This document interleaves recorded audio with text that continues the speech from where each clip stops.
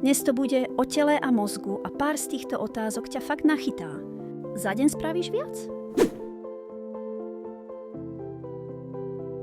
Za deň spravíš oveľa viac nádychov než mrknutí. Dýchanie ide non-stop, aj keď ho vôbec neriešiš. Keď sa šteklíš sám, je to? Je to slabšie, pretože mozog vie dopredu odhadnúť vlastný pohyb a efekt utlmí. Toto veľa ľudí vôbec netuší. Ak toto trafíš, daj like. Odtlačky jazyka sú unikátne alebo u všetkých podobné? Sú unikátne, ak si toto vedel, tak máš fakt slušný prehľad. Husiu kožu máš dnes hlavne kvôli... Husia koža je skôr evolučný zvyšok po časoch, keď nám naježenie srsti pomáhalo viac. Keď rýchlo pohneš očami mozog, mozog obraz na krátky moment potlačí, aby si nevnímal každý trhaný pohyb očí. Po smrti vyzerajú nechty a vlasy dlhšie, lebo... Je to skôr tým, že sa koža stiahne a nechty aj vlasy potom vyzerajú dlhšie. Keď sa prudko postavíš a zatočí sa ti hlava, je to skôr? Zvyčajne ide o krátky pokles tlaku pri rýchlej zmene polohy. Táto vyzerá ľahko, ale veľa ľudí sa sekne. Ktorá časť tela sa hojí pomalšie? Chrupavka alebo jazyk? Pomalšie sa hojí chrupavka, ak si toto vedel, tak pekne. Keď nevidíš celé slovo, mozog ho vie?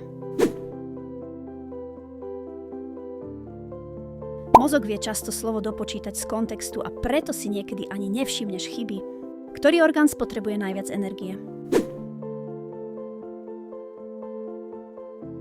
Mozog si berie obrovský podiel energie, aj keď tvorí len malú časť tela. Keď sa červenáš, je to hlavne kvôli... Červenanie súvisí hlavne s rozšírením ciev v tvári, nie s nejakým kúrením kostí. Čo je nákazlivejšie len tým, že to vidíš?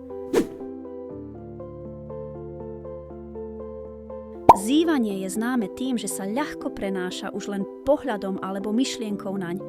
Vie mozog vymazať nos z obrazu?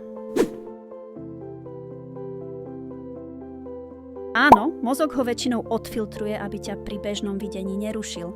Ak toto trafíš, tak mozog fakt poznáš. Pri čítaní tento text mozog len dekóduje slová alebo doplňa a predvída? Mozog pri čítaní veľa vecí doplňa a predvída. Ak si toto vedel, si dobrý. Koľko zmyslov vlastne máš? Nie je ich len 5. Okrem klasických existujú aj ďalšie, napríklad rovnováha či vnímanie polohy tela. Ktorá strana tváre býva častejšie o trochu iná? Ľudská tvár býva jemne asymetrická, aj keď si to pri bežnom pohľade nevšimneš. Keď sa pozeráš okolo seba, ostro vnímaš?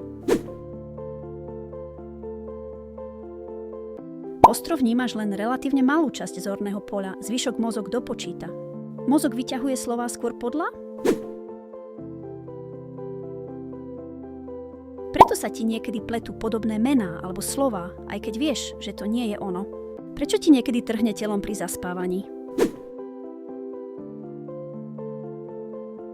Ide o bežný jav pri zaspávaní, nie o mini-infarkt. Toto je taký malý mind trick na záver. Ak to trafíš, daj like. Keď sa usmeješ na silu, mozog môže trochu zlepšiť náladu alebo to úplne ignorovať. Aj na silu vytvorený úsmev vie trochu ovplyvniť náladu. Ak si toto vedel, tak pekný finish. Koľko si dal, napíš úprimne do komentára